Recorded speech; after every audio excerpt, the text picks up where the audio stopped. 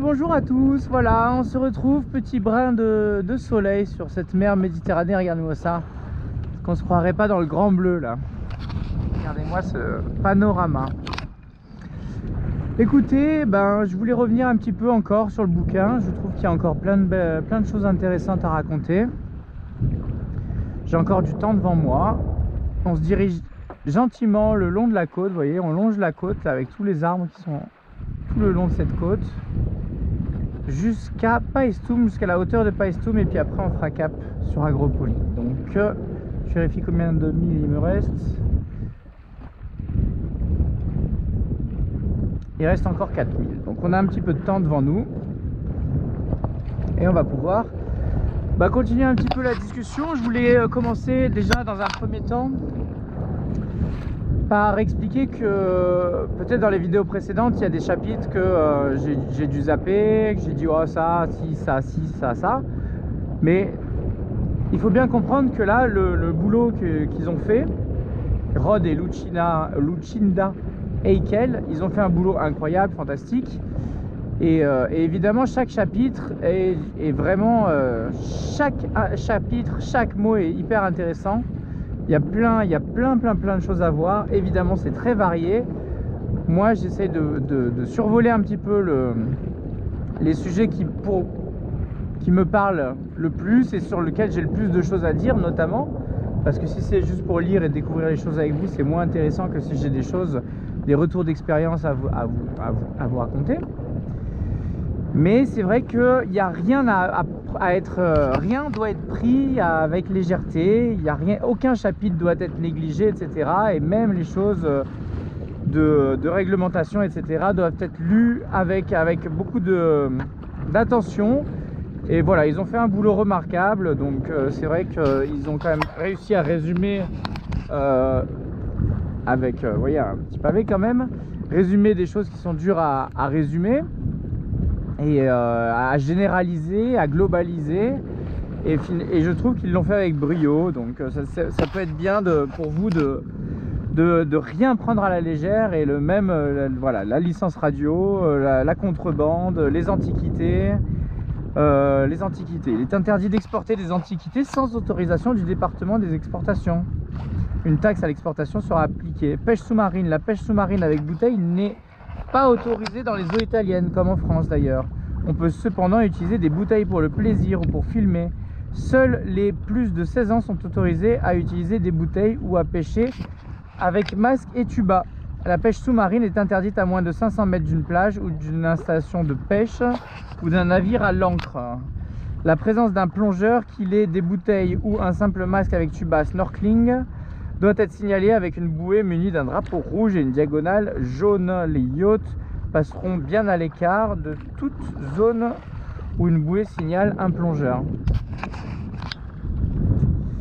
Je pensais qu'elle était blanche, la bande. Animaux de compagnie, voilà, pareil, si vous avez des animaux de compagnie. Règlement sur la pollution, les eaux noires. Les eaux noires, on va voir que là, par exemple, il y a un tableau. Je me lève un petit peu des fois parce que c'est vraiment, on est dans une navigation de rêve, hein. Vraiment, on a tout fait à la voile depuis la sortie du port jusqu'à, j'espère, l'arrivée au port. Donc c'est vraiment magique, hein, cette navigation. Très très calme, pas un bateau, pas une vague. Alors, par exemple, on a un tableau à 2 entrées avec règle 4 en dehors des zones spéciales et des eaux arctiques, et règle 6 dans les zones spéciales et les eaux arctiques.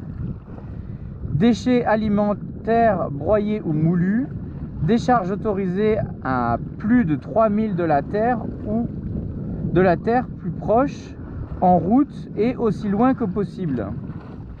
Déchets alimentaires non broyés ni moulus, décharge autorisée à 12 000 de la terre le plus proche, en route et aussi loin que possible. Produits de nettoyage et additifs dans les eaux de lavage des ponts et de surface extérieure. Décharge autorisée, décharge autorisée.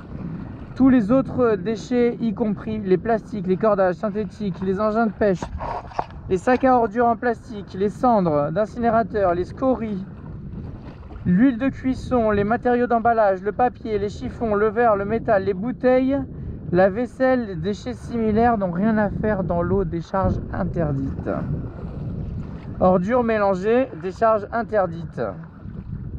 Petit 1, lorsque les déchets sont mélangés ou contaminés par d'autres substances interdites de rejet ou ayant des exigences de rejet différentes, les exigences les plus strictes s'appliquent. Voilà, donc si vous avez mélangé vos poubelles, c'est forcément l'exigence la plus stricte qui s'applique.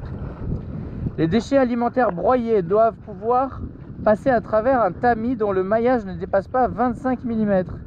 Ces substances ne doivent pas être nocives pour l'environnement.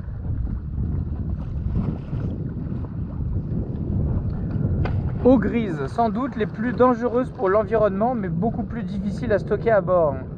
Les eaux grises, donc ça c'est tout ce qui est... Ouais, non, ça c'est encore autre chose. L'avenir, la pollution de la mer reste un énorme problème. Peut-être le plus gros impact est-il maintenant celui des plastiques, depuis les bouteilles d'eau et les sacs plastiques jusqu'aux microbilles et microfibres. Ça, je vous en ai beaucoup parlé. Touchant toute la faune marine, le krill, les poissons, les oiseaux, les plus grandes créatures comme les baleines, les dauphins, les tortues, enfin toutes, hein, maintenant même le plus vulgaire poisson, la plus vulgaire dorade ou bar a des problèmes à cause du microplastique. Des campagnes récentes ont sensibilisé le public et on ne peut qu'espérer que des mesures seront prises pour réduire la pollution plastique. Le nettoyage des plages est désormais une activité régulière pour la plupart des plaisanciers. C'est vraiment infime, hein, le nettoyage des plages. C'est pas pour autant qu'il ne faut pas le faire, mais c'est vraiment la partie émergée de l'iceberg. Après, il parle d'office du tourisme, des banques de distributeurs, santé, sécurité, laverie, courrier, téléphone. Voilà, ça c'est pas forcément le plus important. Encore une fois, je dis ça, mais c'est important et regardez si vous connaissez pas. Moi, les distributeurs, bon, je connais déjà, donc c'est pas forcément primordial là, maintenant, tout de suite, de vous faire une vidéo là-dessus. Alors, faune et flore marine. À première vue, la vie marine en Méditerranée peut sembler décevante. Alors ça c'est clair.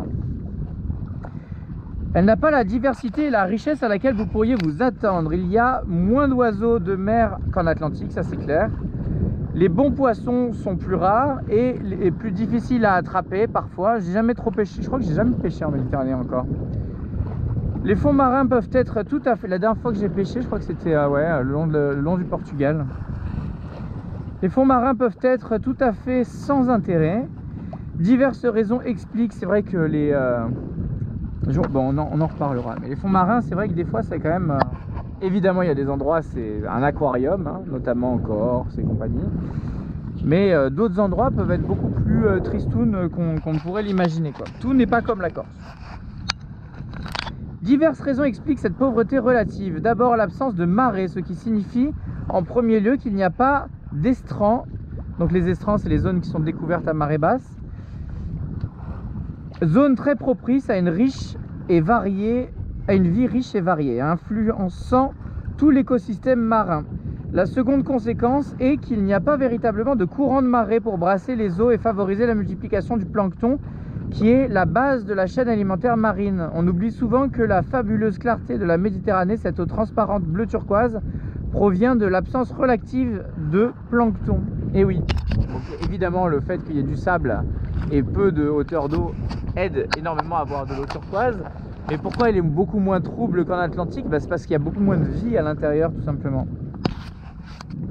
Ajoutez à cela le fait que la pêche en Méditerranée dure depuis plus longtemps et a été plus intensive qu'ailleurs, et vous n'aurez pas vraiment les conditions idéales pour une vie marine florissante. Tous ces facteurs sont très anciens. Les Romains se plaignaient déjà de ne pas prendre beaucoup de poissons, alors qu'on ne peut pas dire que les méthodes de pêche étaient dévastatrices. La Méditerranée est une région de transition, l'équivalent maritime de régions comme les steppes, et n'a jamais eu de vie marine riche. Malgré cela, le navigateur est bien placé pour découvrir et explorer ces eaux chaudes et invite l'exploration des fonds avec masque et tuba. Oui, c'est vrai qu'il y a des zones qui sont réputées. L'île d'Elbe, c'était magnifique par exemple, le sud de la Corse, le nord de la Sardaigne, voilà, c'est des endroits.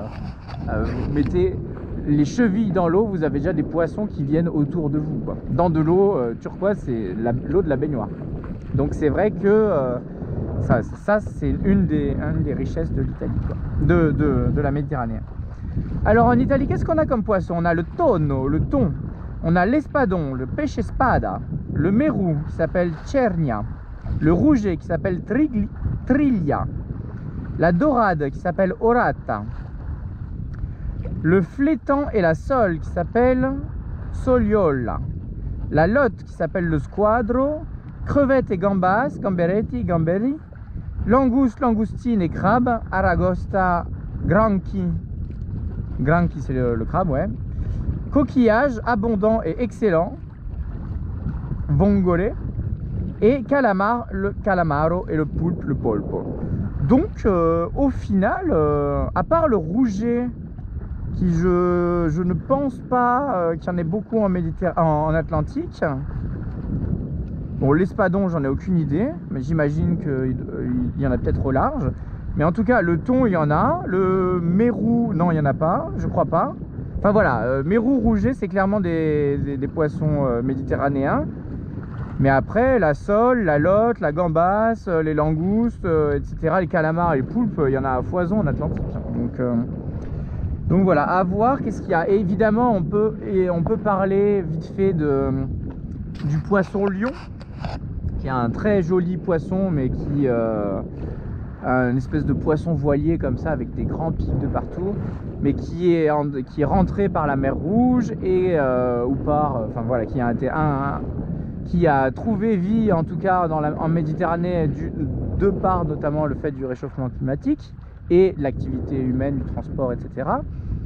Et du coup qui maintenant pullule en Méditerranée et qui a comme problème de n'avoir aucun prédateur et de ravager du coup tout ce qu'il y a sur son passage et de pulluler. Et du coup de ce très beau poisson aux apparences jolies et je crois venimeux de base, enfin il faut pas trop s'en approcher, je crois qu'il pique et qu'il fait mal.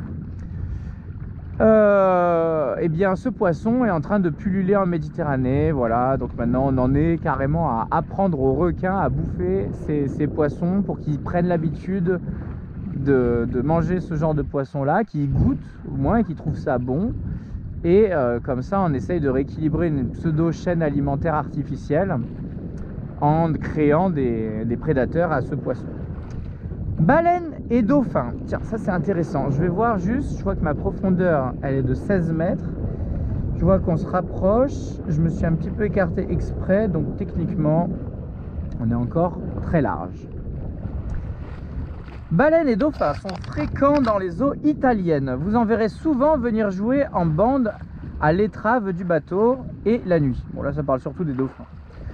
Dans l'Antiquité, le dauphin était souvent mentionné et les mosaïques le représentent fréquemment. Aristote et Pliné le décrivent comme un ami de l'homme.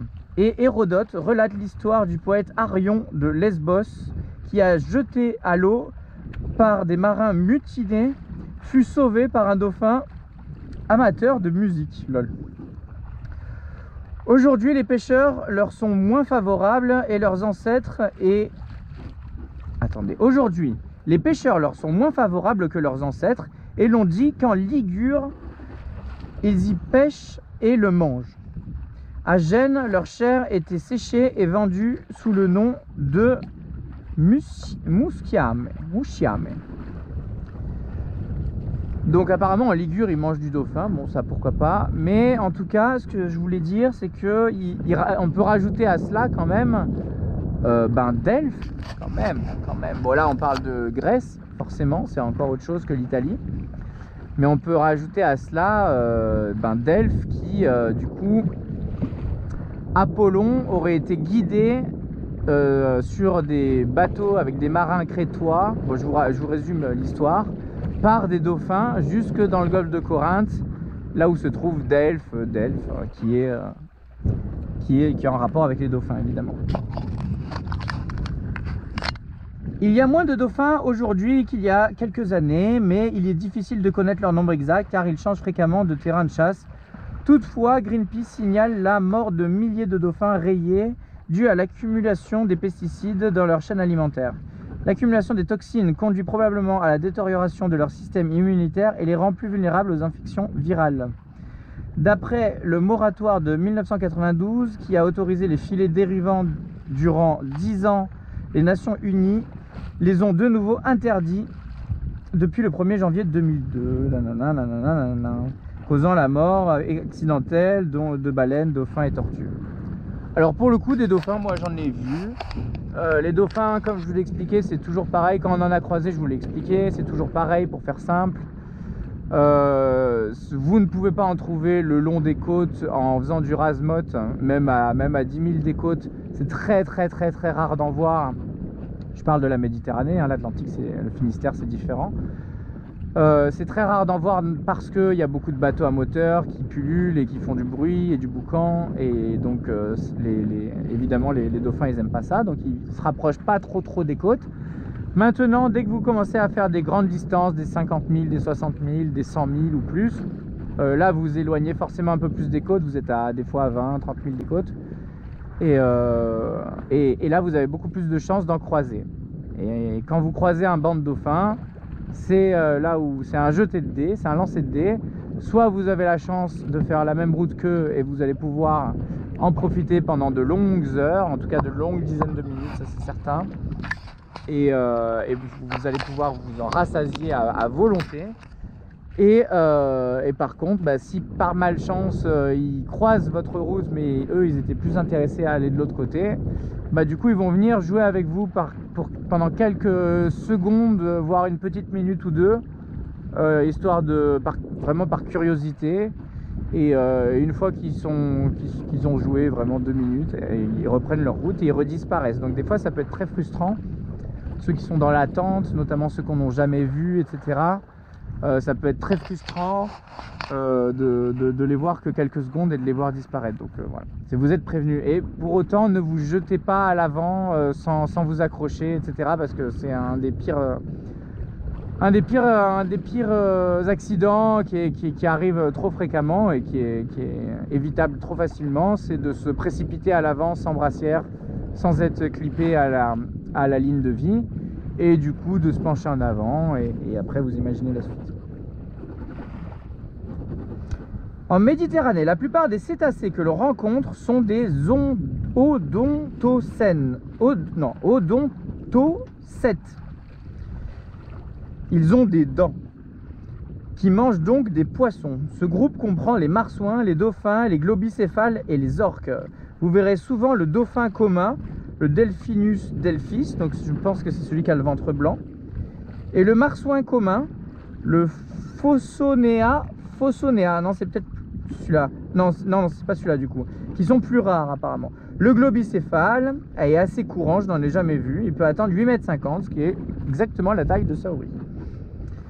On a signalé également des baleines à bec, des dauphins de Risso et des orques. Heureusement, on n'en a pas croisé, hein, nous, depuis un petit moment. D'ailleurs, j'en ai jamais croisé, en fait, avec Saori, et pour l'instant, je m'en porte pas plus mal. Le premier sanctuaire des cétacés de l'hémisphère nord a été créé en 1999, sur l'initiative conjointe de la France, de l'Italie et de Monaco, entre la Côte d'Azur, la mer de Ligure, la Corse, la Sardaigne. Sa superficie est de 84 000 km², soit 2 fois celle de la Suisse. 13 espèces de cétacés y vivent, en particulier des globicéphales, des rorquals communs, des cachalots, des dauphins communs et des dauphins turciopes. Et bien nous, on n'a rien vu des gars, on n'a rien vu, on a tout traversé depuis la Côte d'Azur jusque justement, on n'était pas loin de la Corse, hein, l'île d'Elbe, jusqu'à la Toscane, toute la Ligure. On a tout traversé en plein milieu du golfe de Gênes et on n'a rien vu malheureusement. Et pourtant, on avait une belle vue dégagée un peu comme là. Je vérifie un peu toujours mon cap, je vérifie ma nave. On a encore du temps. Espèce marine dangereuse. Tiens, de quoi ça va nous parler? Il n'y a pas plus d'animaux dangereux en Méditerranée que sur la côte atlantique. Mais vous aurez plus de chances de les rencontrer car vous vous baignerez plus souvent dans ces eaux plus chaudes. Ah. Alors les requins. Ils sont la plus grande peur des nageurs et pourtant, objectivement, ce ne sont pas eux que nous devons craindre le plus. On les filme, les dents de la mer, blablabla, blablabla. Au cours de 20 années de navigation en Méditerranée, je n'ai réellement vu de requins que quelques fois. Il arrive que les pêcheurs remontent des requins de profondeur, surtout des requins taupes bleues, mako, et des requins taureaux. À ma connaissance, il n'y a pas de rapport d'attaque de requins dans les eaux italiennes et le nombre total d'accidents mortels en Méditerranée a été de moins de 12 au cours du dernier siècle. Hein. Donc, quand même, hein, si vous faites dévorer par un requin, c'est que vous n'avez pas de chance. Vous êtes le 13e. Murène. Donc, commune en Méditerranée orientale. Donc là, il faut quand même aller se rapprocher des cailloux, etc. Les murènes, quand vous nagez à la surface, je pense pas qu'il y ait d'attaque. C'est extrêmement rare. Les murènes, elles sont surtout en train de défendre leurs petits trous dans leurs cailloux et elles sautent, elles bondissent au dernier moment pour vous niaquer et elles ont des dents qui peuvent un peu vous infecter. Donc elles vivent dans les trous de rochers et peuvent mordre si elles sont dérangées. Généralement, elles rentrent dans leurs trous et ne sont pas agressives à moins d'être blessées ou fort agacées. Donc voilà, généralement elles ont plus peur qu'autre chose, mais si vraiment vous allez... Et puis après, vous pouvez aussi marcher, enfin, vous n'êtes pas trop censé marcher sans regarder où vous marchez parce que les fonds marins Méditerranée, vous pouvez pas marcher dessus librement. Mais si, voilà, vous pouvez avoir un accident et ne pas l'avoir et vous faire piéger, vous faire mordre. Les poulpes, très timides, ils n'attaquent pas, ils ont bien plus à craindre de nous que nous d'eux. Les raies, la raie européenne, donc les poulpes, j'en ai jamais vu à bord de Saori. Maintenant, bon, ils sont nombreux à être pêchés tout autour de l'Italie. Les raies, la raie européenne est commune en Méditerranée. On la trouve dans les eaux peu profondes, à demi enfouies dans le sable. Si vous marchez dessus par accident, elle fouette de la queue et vous pique le pied. Le venin injecté est très douloureux localement et entraîne transpiration, vomissement, palpitations cardiaques, mais très rarement la mort. Mettez le pied dans de l'eau très chaude et appelez un médecin. Ça me rappelle quelque chose qu'on va voir juste après. Tenez. Le cône textile ou textile conus, très joli coquillage à motif marron qui protège un escargot de mer carnivore très venimeux. Alors ça, je découvre ça. Entré en Méditerranée par le canal de Suez, le venin est suffisamment puissant pour mettre en danger un enfant s'il le ramasse et s'il se fait piquer entre guillemets. C'est quoi cette dinguerie? Le cône textile. Attendez, je vais regarder ça de suite à quoi ça ressemble. Ça, je pourrais vous faire une description. Est-ce qu'on capte? J'ai l'impression qu'on capte un petit peu. Alors ça, cône textile. Ah ouais, bah il est joli en plus. C'est pour ça que les gens le ramassent. Ah ouais, il est super joli. Bah, il est marron, tacheté, plutôt vertical et très joli. Alors après la taille, je sais pas, j'ai pas l'échelle, mais il a l'air quand même plutôt conséquent. Et donc dedans, il y a un petit escargot, je vois ça, qui se met dedans et qui est pareil, qui est marron, qui est de la même couleur, camouflage. Ok, bah regardez chez vous, hein. Regardez chez vous, du coup, regardez sur internet.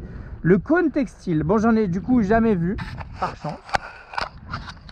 Les vives, donc voilà, les vives, personnellement, on a eu la malchance d'avoir un de mes équipiers de compétition à bord qui a ramassé une vive à pleine main sans savoir que c'était une vive et qui s'est fait piquer de plusieurs reprises dans la main et je peux vous assurer qu'il a passé un très sale quart d'heure, voilà. Donc les deux plus courantes sont la grande vive et la petite vive. Les nageoires dorsales et pectorales portent des épines venimeuses. Si elle est dérangée, la vive dresse sa nageoire dorsale et attaque. Le venin injecté produit une douleur immédiate et intense qui gagne le reste du corps. La victime peut perdre conscience et la mort peut survenir. Eh ben, il n'y a pas d'antidote connu, donc on ne peut pas dire j'ai ça à bord au cas où je me fasse attaquer par une vive. Plongez la blessure dans de l'eau très chaude et appelez un médecin aussi vite que possible. Donc nous, on s'est renseigné immédiatement. Heureusement, fort heureusement, on captait. De toute façon, j'ai des bouquins de premiers soins si jamais, spécifiques à la mer, donc ça doit être écrit également. Donc la chose à faire, c'est qu'il y ait le plus possible de chaleur sur la zone où il y a eu du venin. Évidemment, à approcher un briquet, une bougie, etc. ou n'importe quel truc, je pense que si vous avez rien, ça peut être une chose à faire. Mais il est quand même vivement recommandé de plonger sa main dans l'eau bouillante, enfin pas bouillante, mais très très chaude, pour alléger un petit peu le venin. Maintenant, d'expérience, en pratique, quand vous avez quelqu'un qui vient de se faire piquer par une vive, donc une vive c'est quand même un poisson qui peut être assez gros, et on parle de l'arête dorsale, donc il a dit pectorale aussi, donc c'est peut-être les petites qui sont ces petits bras, mais en tout cas celle dont il faut se méfier, c'est vraiment la toute petite crête de coque qu'il y a sur sa tête, qui est grande comme ça, hein, parce que sinon tout le long il a des arêtes aussi, mais je pense qu'elles sont moins venimeuses. En tout cas celle qui projette le venin depuis la glande, c'est clairement la petite crête de coque qui a pile au-dessus de sa tête. Donc le prenez pas par la tête comme ça a été le cas malheureusement. Et donc quand la personne commence à être vraiment pas bien, etc., voire même avant, il va falloir en plus de ça lui préciser de jeter sa main dans l'eau très très chaude, ce qui forcément sur le moment n'a pas forcément très envie. Note, si vous marchez dans l'eau, dans un endroit qui peut abriter des raies ou des vives, mettez des chaussures en plastique et traînez les pieds sur le fond. Ne manipulez pas ces animaux morts. Ah, mais bon, ça, avant de savoir... disons qu'elles ne sont pas à des endroits très précis, hein, les vives. Méduses, ce sont des animaux dangereux que vous avez le plus de chances de rencontrer, c'est vrai. Elles peuvent être très nombreuses par endroits, à certaines époques de l'année. Toutes les méduses piquent, car c'est leur moyen d'immobiliser leur proie. Mais certaines espèces sont plus dangereuses que d'autres, notamment les petites méduses violettes, hein, vous connaissez bien si vous êtes en Méditerranée française. Vous les connaissez très bien. Méduses nomades arrivées en Méditerranée par le canal de Suez, couleur bleu glacier, pâle, de 30 à 80 cm de diamètre, tentacules compacts en forme de champignon, provoque une sensation de brûlure douloureuse. Les démangeaisons peuvent durer plusieurs semaines après le contact. Ah ouais. Attends, c'est laquelle? La Rhoplinea nomadica. Je vérifie ma nave. On avance gentiment. On a encore 2005. Je vérifie sous mon Genoa. On est bon. On est seul au monde. Donc Rhoplinea nomadica. Bah merde, il n'y a pas la photo. Il n'y a pas la photo. Bon. Après, Mnemiosis leidi, une petite méduse jusqu'à 10 cm, presque transparente, originaire de l'Atlantique Ouest, est arrivée en Méditerranée orientale, dans les eaux de ballast des navires. Et oui, donc les cargos, le problème c'est que vu qu'ils ne peuvent pas naviguer à vide, soit ils naviguent à plein avec du pétrole ou des trucs comme ça, leur vivre, et s'ils naviguent, une fois qu'ils ont vidé leur cargaison, s'ils repartent pas à plein, eh bien ils sont obligés de récupérer de l'eau de mer pour remplir leur ballast, mais avec des gros diamètres, etc. Donc ça récupère tout être vivant au passage, ça survit dans les ballasts, et puis après c'est redéposé dans des eaux qui sont complètement contraires. Donc ça va être entre la mer Rouge, la Méditerranée, l'Atlantique, l'Atlantique Nord, et même tout ce qui est océan Indien et compagnie, quoi. Mais de partout en fait.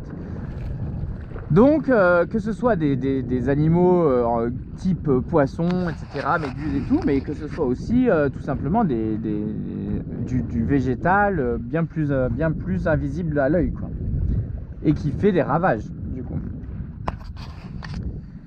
Donc associé à l'effondrement de la pêche en raison de son appétit pour les œufs de poisson, cette espèce est sans aiguillon, mais une larve d'anémone parasite qui survit sur les méduses dans certaines populations provoquera une éruption cutanée douloureuse. Ok. Et donc après, la méduse à voile, ça c'est ce qu'on a vu, c'est la Velelae, et on appelle ça les vélèles. Donc celle-là on l'a vu, il ne faut pas la toucher également. Bon, il y en a un paquet là quand même, hein. Aurelia aurita, c'est une méduse commune, son corps croissante, etc. L'Aurélia, c'est celle qui a les 4 petits ronds là, vous savez, les 4 anneaux, qui est souvent dessinée, souvent on représente la méduse avec celle-là. Pelagia noctiluca, donc celle-là, elle est en forme de champignon. La Cyanae lamarqui, en forme de soucoupe bleu-violette. De toute façon, tout ce qui est bleu, ça, il faut très souvent faire gaffe. Hein. C'est très souvent très dangereux, hein, tout ce que vous voyez qui est bleu. Soucoupe bleu-violette, nanana, la médule boussole, ombrelle brune, à marron clair. Villela. Alors ça c'est ce qu'on a vu, communément appelé méduse à voile, bien qu'il s'agisse d'un cnidaire, disque ovale plat muni d'un flotteur central rempli de gaz, flotteur argenté, disque bleu-violet et filament en dessous par endroits. On peut en voir quelques-unes en rassemblées, mais elles ne sont pas urticantes. J'ai toujours aimé la façon qu'elles ont de présenter un flotteur incurvé pour naviguer sur un bord, au lieu d'être soufflé par le vent comme les autres méduses. Donc au final, elles sont pas urticantes.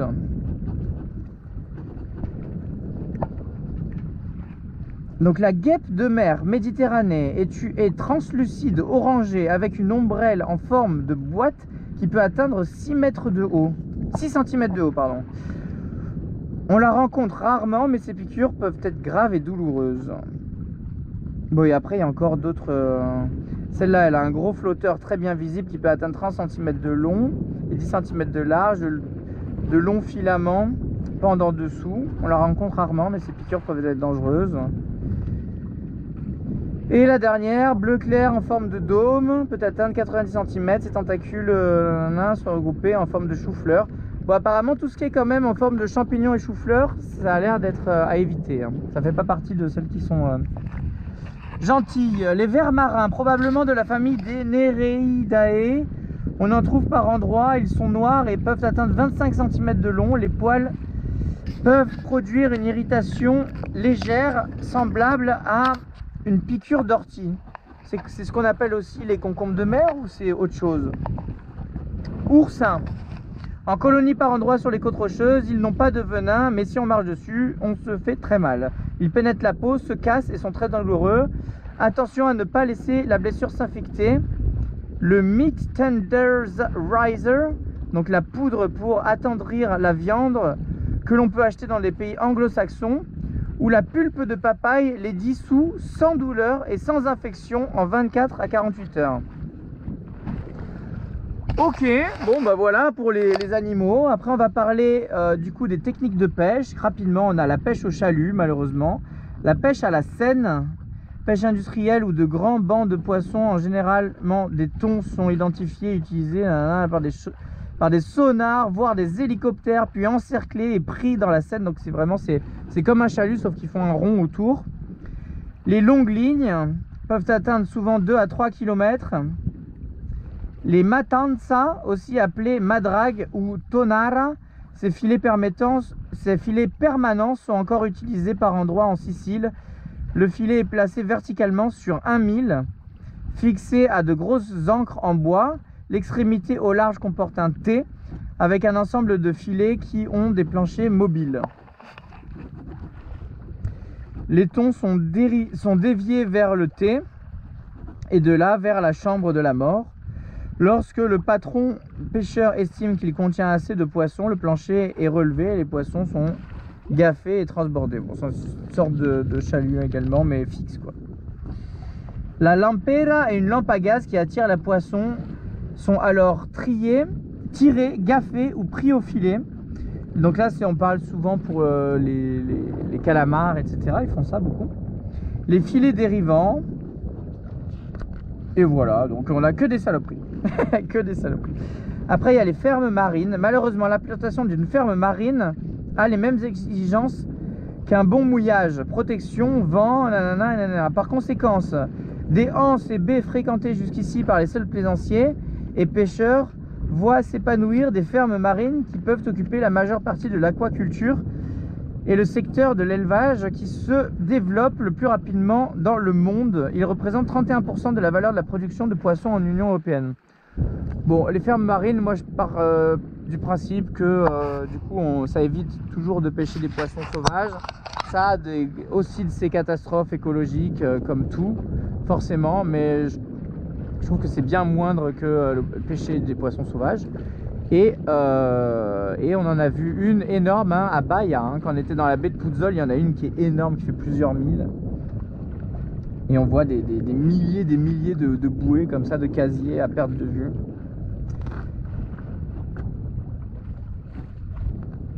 Voilà, alors qu'est-ce que ça dit, tiens, parce que ça a l'air intéressant quand même, on va lire si c'est une... Vous verrez souvent ces cordons de parc à moules tout autour des baies, c'est le nombre croissant des cages d'élevage de poissons tels que saumon, truite, loup ou dorade qui pose un réel problème en matière d'environnement, de santé, de développement durable. Le nombre croissant de cages d'engraissement de thon rouge en Espagne, à Malte, en Italie menace également les stocks sauvages. Ok.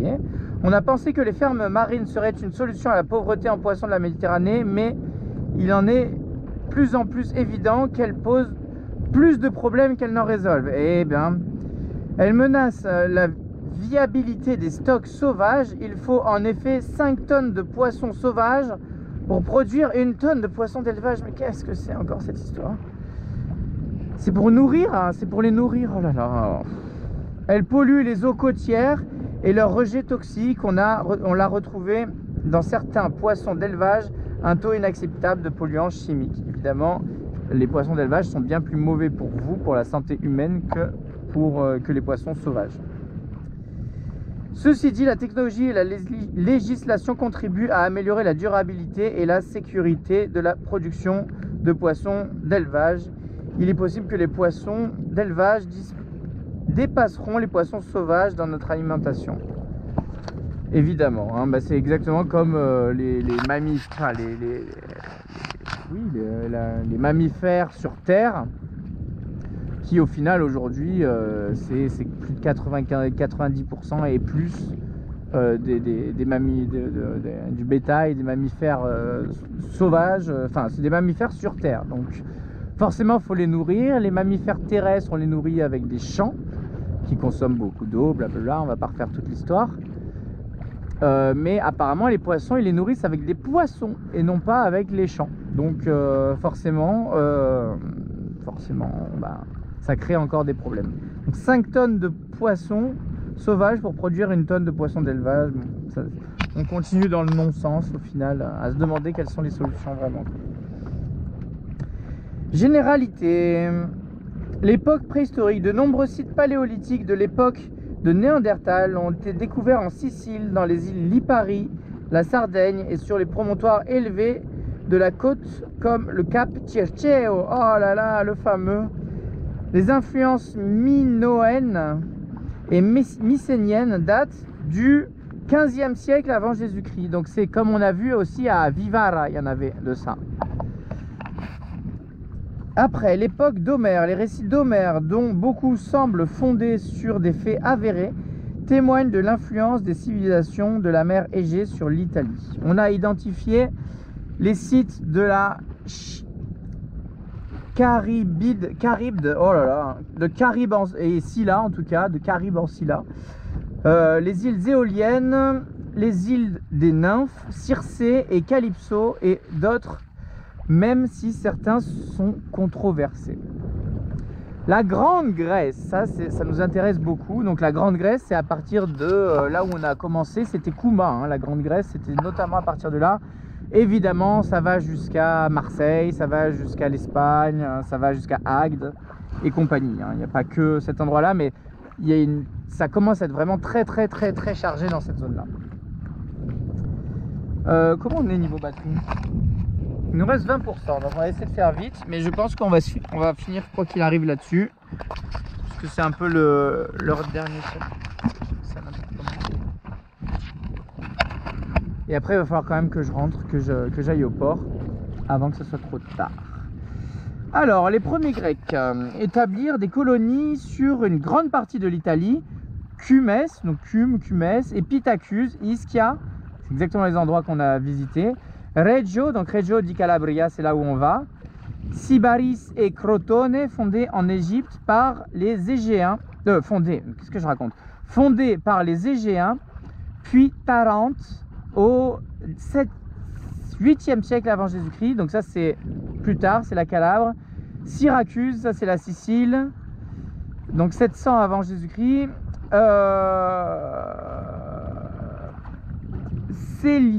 Selinonte et Acragas, donc c'est Agrigente, donc ça c'est en Sicile ici aussi. Les établissements de Sicile et du sud de l'Italie devinrent le Magna Graecia de la Grande Grèce, attirant les philosophes comme Pythagore et qui s'installa à Crotone et donnant aussi naissance à des hommes célèbres tels que Zénon. Les colonies prospèrent sur le plan commercial et protègent les arts et peuvent encore voir de nos jours de nombreux monuments de cette époque. Des luttes intestines entraînèrent leur déclin. Donc c'est quand même traduit bizarrement tout ça. Mais donc là il a parlé des sites majeurs de la Grande Grèce, hein, notamment on en a vu pas mal dans la région de Naples et pas mal dans la région de Sicile et de Calabre. C'est notamment tout ce qu'on est en train de découvrir. Je vais essayer de vous en partager un maximum, mais à cela il y en a énormément d'autres. Il y en a plein qu'il n'a pas cités, hein, sur la route. Nous on va tous les faire. Les Étrusques. Donc pendant que les Grecs colonisaient le sud, les Étrusques s'installaient dans le centre de l'Italie à partir du 8e siècle avant Jésus-Christ. Leur civilisation atteignit son apogée vers le 7e et 6e avant, où ils occupaient les Apennins. Donc c'est les petites montagnes que l'on a vues, c'est après les Alpes, ça finit par les Apennins qui sont dans toute la Toscane, Ligure, Toscane et peut-être un peu de là-dessus. Les vallées de l'Arno et du Tibre. Donc l'Arno c'est le fleuve qui passe dans Florence, le Tibre c'est le fleuve qui passe à Rome notamment. La Campanie et la vallée du Pô. Le Pô c'est plus haut, c'est plus en Vénétie. C'est vers Bologne, tout ça je crois. C'était donc des artisans et des techniciens habiles qui extrayaient le fer à Elbe et construisaient des villes au plan relativement complexe. Sculpture, poterie et orfèvrerie au style tout d'abord primitif témoignent ensuite de l'apport de la Grèce à la vigueur du style étrusque. Mais comme les colonies grecques, les cités étrusques périrent de leur querelle. Voilà. Bon, malheureusement, tout ça a fini un peu à tomber dans l'oubli. On a un hélicoptère qui est là-bas. Je vérifie toujours à 16 mètres. C'est parfait. On est à moins de 2000. Voilà. Bon, après, les Romains, forcément, on va pas faire toute l'histoire. Mais en 326, Naples dut s'allier à Rome. Et la défaite des Étrusques en 284 ouvrit aux Romains tout le sud de l'Italie. Ça parle de Hannibal, ça parle évidemment de la fondation de Rome, Carthaginois, Scipion, nanana, pendant 12 siècles, l'Empire romain, blablabla, blablabla. Puis après, les Romains dominèrent l'Italie, la majeure partie du monde. L'aigle romain se dressait de l'Angleterre à la Perse de l'Afrique, à l'Allemagne. Rome occupait toute l'Europe et a donné naissance au monde occidental moderne. Voilà, Constantinople et Rome, les Sarrasins, les Lombards, les Francs, les Normands, les Génois, Anjou et Aragon, la domination espagnole et autrichienne, l'unité italienne, et oui, parce que jusque-là, il n'y a pas d'Italie, hein, jusqu'à encore 1713, la domination autrichienne, on ne parle toujours pas d'Italie, mais de régions différentes. Et donc l'unité italienne, notamment avec Garibaldi. En 1860, Giuseppe Garibaldi, à la tête des 1000 chemises rouges, libéra le sud de l'Italie de l'emprise des Bourbons. La proclamation du royaume d'Italie suivie dès 1861 avec Turin pour capitale. Ah, c'est drôle ça. C'était pas Rome et c'était pas Milan non plus, c'était Turin. Voilà, de 1870 à nos jours, blablabla, blablabla. Bon, il y a plein de choses intéressantes. Informations techniques, avions navigateurs, les exercices de tir militaire, les activités de pose de tuyaux, les dangers pour la navigation et autres avis aux navigateurs sont diffusés par VHF et Navtex dans le cadre des émissions MSI. Les navigateurs doivent se tenir au courant des avertissements et tenir compte de toutes les zones d'exclusion.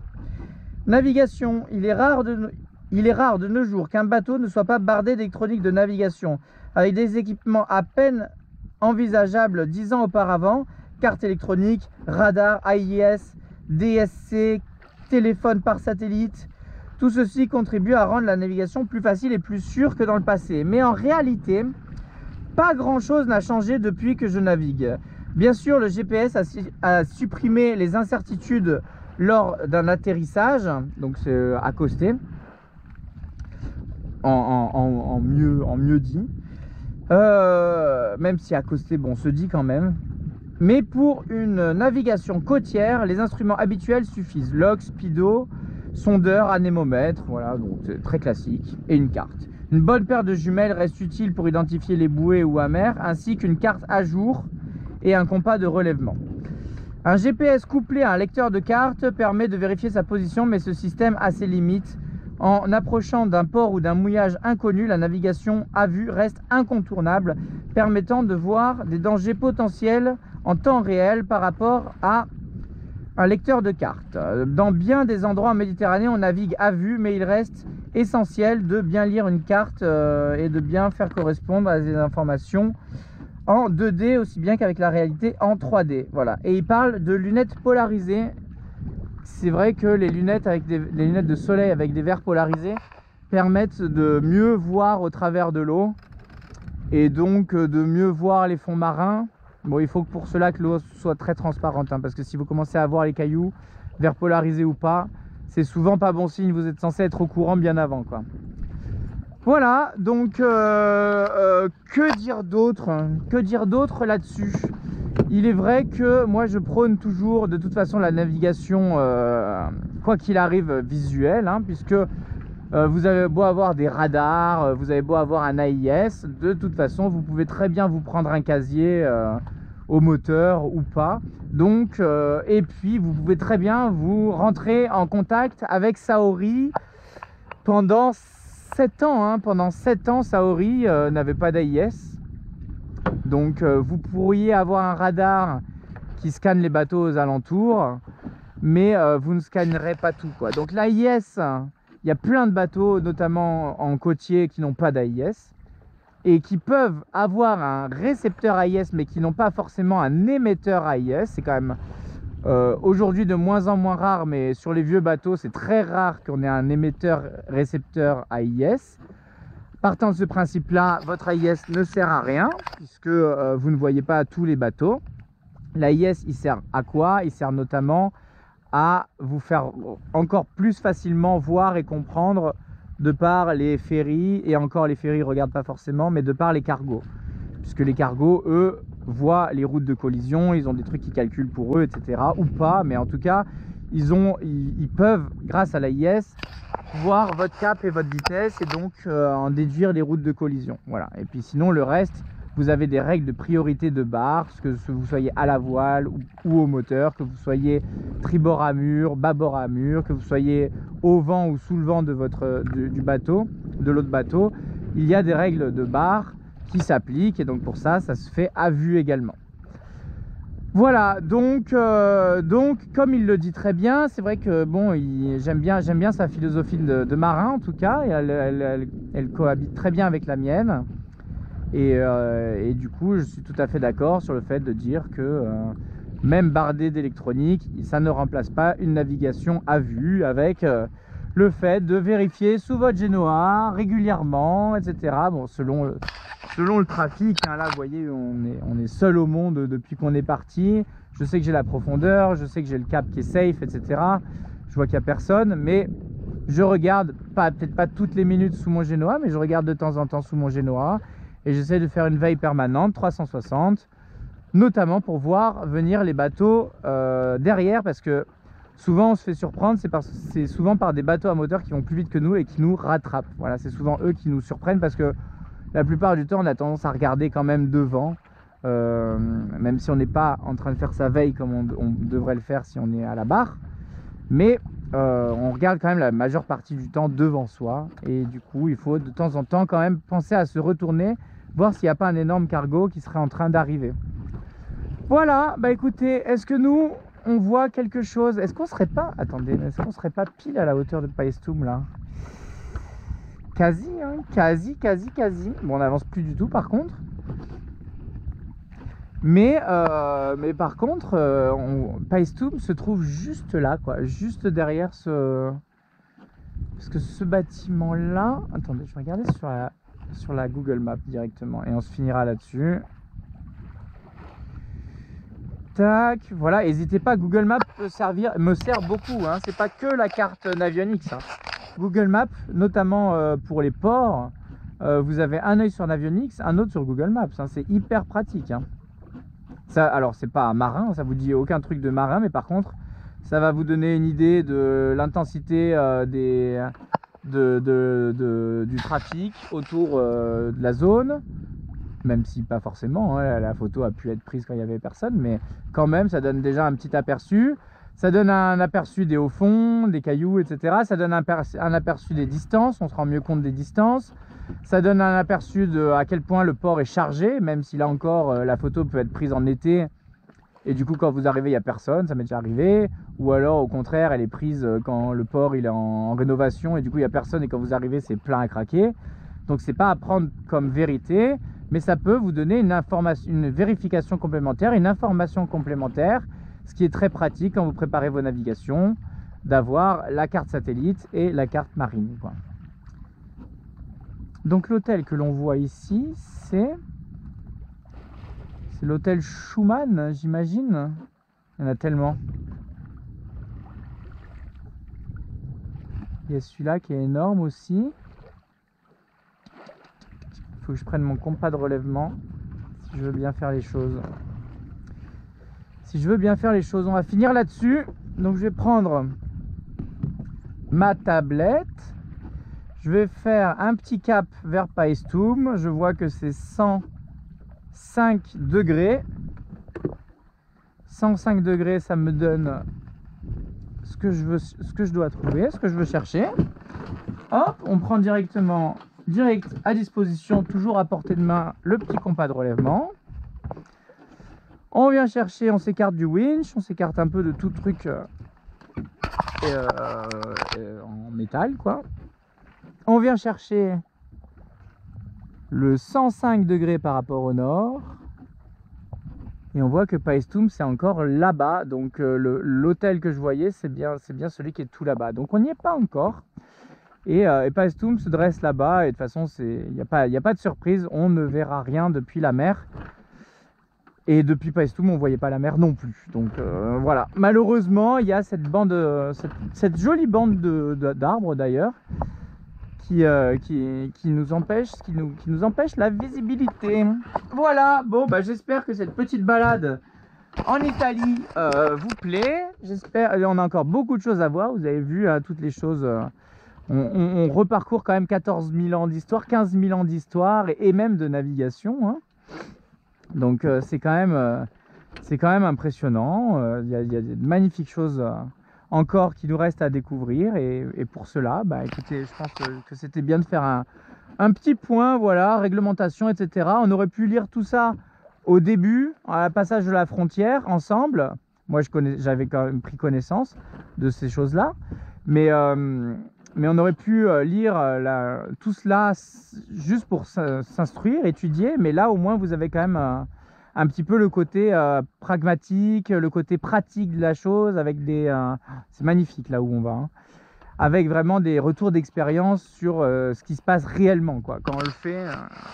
Et puis là, bon, c'est quand même pas mal de retours d'expérience. On voit quand même que la personne parle à la première personne. Et là aussi, c'est aussi un bon boulot, un bon livre complémentaire de mes vidéos, hein. Donc n'hésitez pas, il y en a d'ailleurs pour tous les endroits, hein. Ça s'appelle Imray, I-M-R-A-Y.